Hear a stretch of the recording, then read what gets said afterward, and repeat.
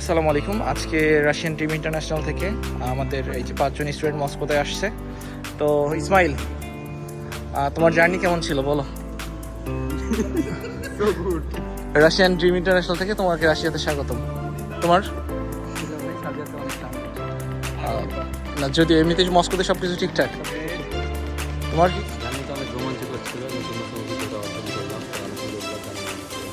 তোমার কেমন সব কিছু ঠিকঠাক ছিল, কিন্তু বাংলাদেশ থেকে যে একটু ঝামেলা হয়েছে। মস্কোতে ইমিগ্রেশনের কোনো সমস্যা হয়নি?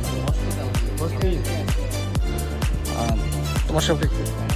হ্যাঁ, তোমাদের সবাইকে রাশিয়ান ড্রিম ইন্টারন্যাশনাল থেকে আর রাশিয়াতে স্বাগতম।